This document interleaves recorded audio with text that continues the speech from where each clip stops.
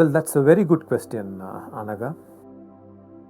It is only women who ask for women's rights. Very rarely have I seen a man stand up and ask for women, ask for their rights. I've very rarely seen them ask for their daughters, for their mothers, for their sisters, or for his wife. It is a very rare thing, and I'm sure many men who are out there will agree with me on that. Gender discrimination has its roots in our evolutionary history. This is very important for all of you to understand. Millions of years ago, we emerged from a chimpanzee grandmother. One of her children continued to be a chimpanzee and procreated chimpanzees. One of her children became our ancestor. So we are from the chimpanzees.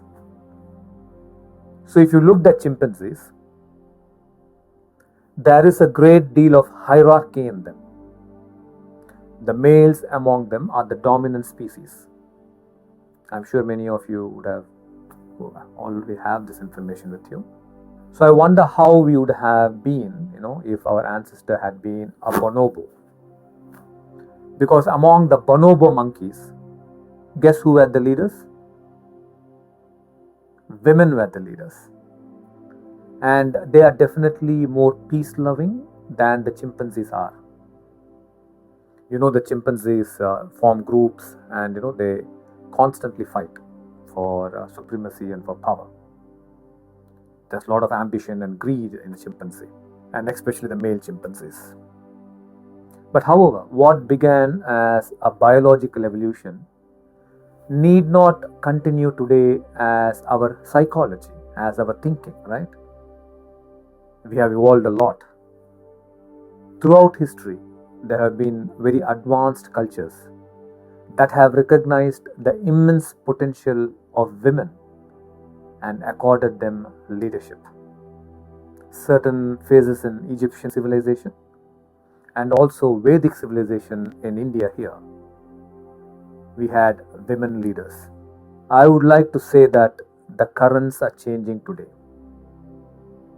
In the new emerging world, feminine attributes, whether they be in a man or a woman, will be very essential for leadership.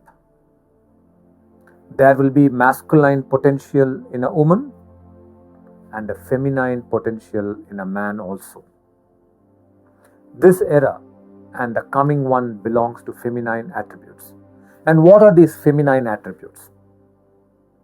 They are like cooperation, nurture, making the other as important as oneself, inclusivity, patience, and endurance in times of difficulties, and creating opportunities for collective leadership.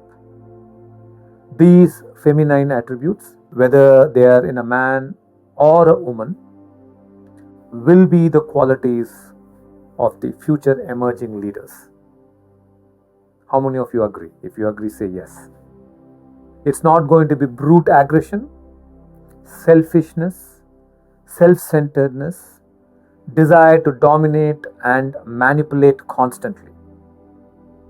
These will slowly disappear, and I'm sure as Oneness Youth change makers, all of you too want these to disappear, because many of you are yourselves victims of these states. So the currents are changing, and it needs to change by you bringing about a change. If people with these feminine attributes do not take charge of the world, then let's see what's going to happen. We will be headed towards an ecological disorder. And it's already happening. It's already happening right in front of us.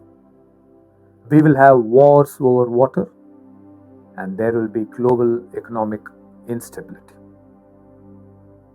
So as women, you have an advantage. Anaga, you have an advantage to nurture these feminine qualities in you and to be a change maker to create change in the world. I hope you understand what I'm saying. You have tremendous advantage. You're not weak. You are actually very powerful as a woman. What aspect of this feminine do you think you have in you? I am asking this question to every young man and woman in the group. Take a minute and write the answer for me.